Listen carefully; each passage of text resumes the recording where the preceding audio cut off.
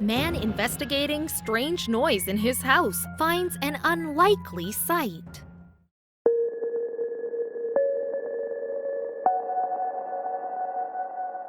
Paul Molman didn't always live in the South. He was born in New Jersey. However, after graduating from Rutgers University with a degree in engineering, he packed up and made the big move. He had no idea what waited for him there. On a bright winter morning in the last week of November of 2019, Paul was resting when he heard a thud coming from his roommate's bedroom. It sounded like something fell, something heavy, he said, but his roommate wasn't home.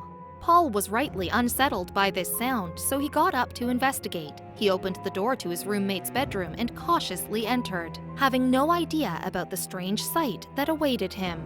Inside the room, he noticed an out-of-place arrangement. There was a pipe that he didn't recognize lying on the floor. Even more concerning, right beside it was a hole that had been punched straight through to a crawl space beneath the house. Now, Paul was getting really concerned. His heart raced. He peered through the hole and looked into the crawl space. He was met with the shock of his life.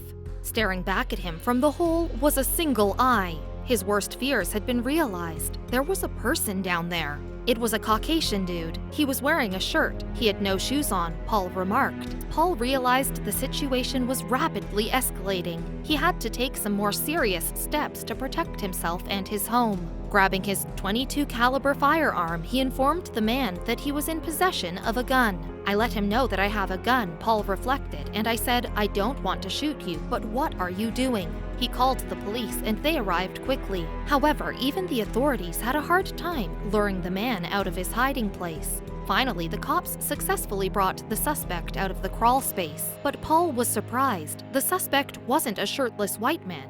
He was black and was wearing a shirt, but no pants or shoes. At that moment, I sort of forgot about that part and I was like, oh, they got the guy. I saw it wrong. They got the guy, Paul reported. Soon, he'd be in for an even bigger shock when the man uttered some words that were comprehensible. The suspect said he'd spilled acid on himself. At first, police were unsure if it was true, but then, outside the house, investigators spotted a pile of random clothes and also a bottle of hydrochloric acid. Finally, believing the frightening situation had come to a close, Paul went to get a badly needed drink at a bar nearby. He began chatting with the bartender, telling him about the terrifying ordeal. Then, the bartender revealed an anxiety-inducing piece of information. Paul showed the bartender a photo he'd taken of the man being detained, to which the bartender replied, to Paul's shock, that he actually recognized the man. He'd seen him hanging out at the bar only the night before, but he hadn't been alone.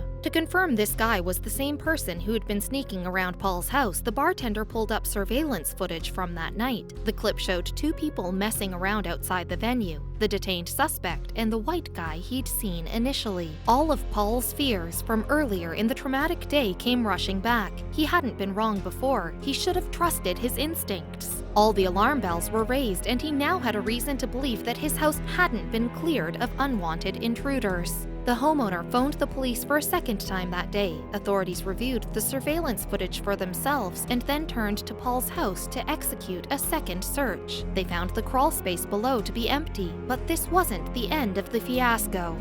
Paul went to sleep, still feeling slightly uneasy, but having faith that the officials had done their jobs. Hours later, he woke up, feeling unusually cold, and went to check out the wires controlling the house's heat. To his shock and dismay, he found that the men had cut the wires. He called for emergency repairs in the middle of the night, but chose not to file a police report. He didn't think the men belonged in jail, but rather needed psychiatric help. Police confirmed that the black suspect had been sent to the UT Medical Center as a result of his erratic and unstable behavior, while the search continued for the white suspect. Still a little unnerved, Paul felt good about the situation.